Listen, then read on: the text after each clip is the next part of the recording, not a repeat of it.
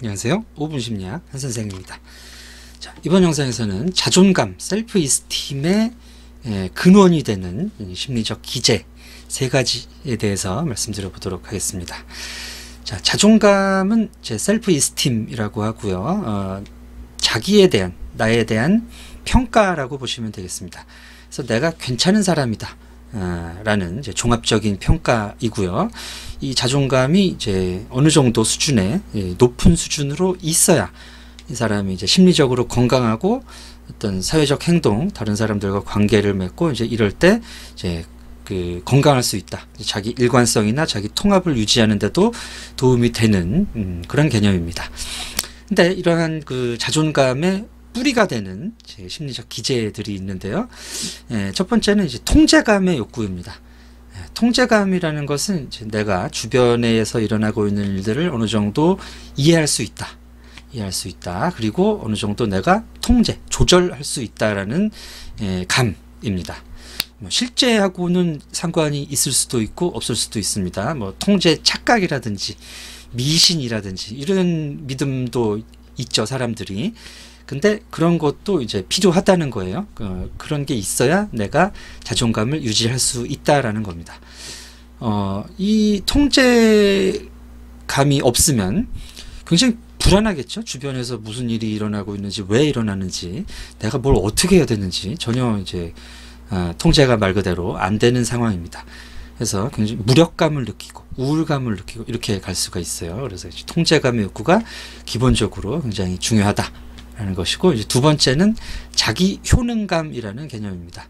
셀프 에피커시라고 하는데, 자존감하고 비슷한 측면이 없지 않아 있습니다. 자기에 대한 평가이긴 한데요.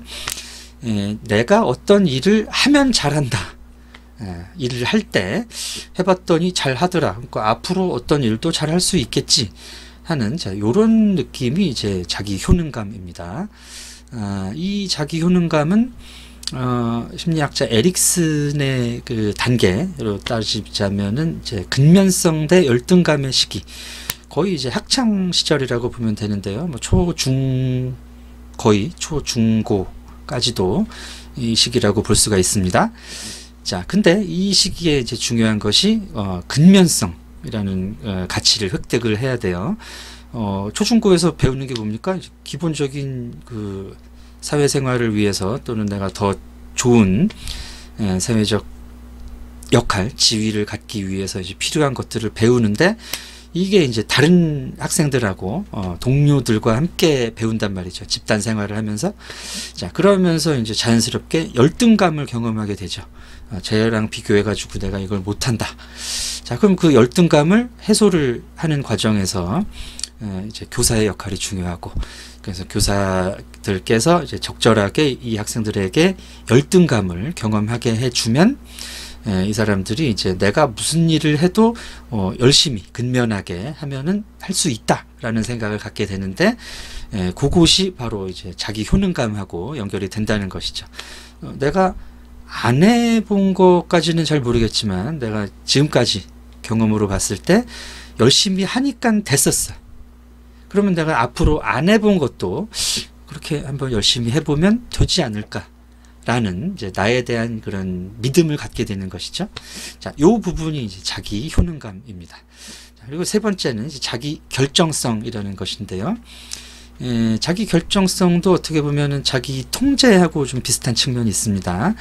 근데 이제 통제감이라는 것은 이제 주변에서 일어나고 있는 일에 대한 전반적인, 내가 전반적으로 이해할 수 있다. 전반적으로 내가 손을 대면 내 뜻대로 갈 수 있다라는 이제 생각인데, 자기 결정성이라는 것은 어떤 중요한 결정들을 내가 내린다라는 쪽에 이제 좀 더 의미가 가 있죠.